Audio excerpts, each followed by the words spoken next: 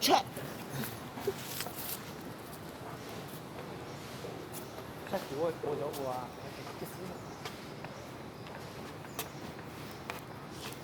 đấy, tao đi vào. Ôi, ôi về. Mày không này, ôi về. Cái sama. Sama chịu có lùi rồi. Nè, sao mà. Tao phát chủ có chủ gì cả, cô nhà lùi lại rồi. Cho kiểu. Ô, chỉ lại này à? Tao hơi lùi kia lên. Ôi dạ hai cờ. Đúng là con gió. Dạ. Nào mà. Chốt. Ô, đàn chỉ chuyện của. Đàn chỉ có bỏ giờ rồi, tôi kêu. Đây bây giờ đến lượt theo có anh Súng Mạng.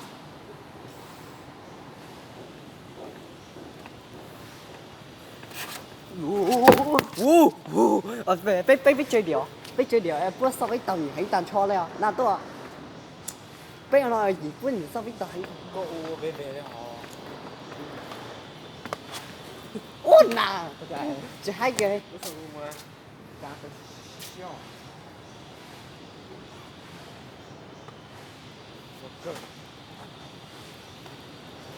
bây giờ chính luôn đấy à Tôi chỉ có con nó thôi.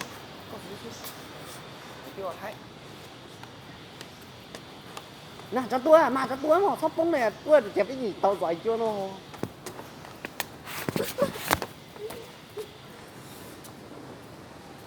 Đâu.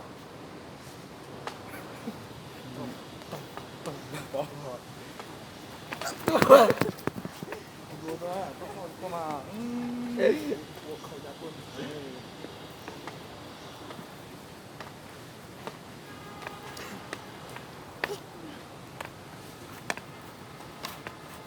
anh tôi yếu tôi hành tật cối nó Mà không thật rồi này. Cái tên nó chỉ cờ cú chứ à. Qua được ra rồi.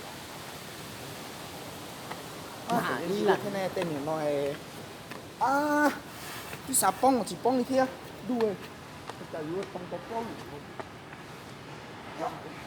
ôi trời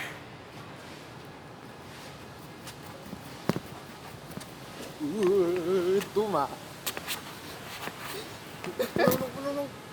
có sầu có gì lo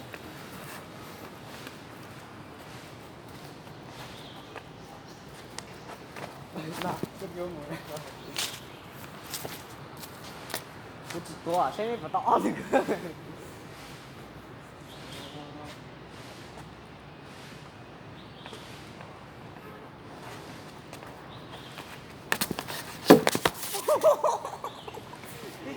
tè lo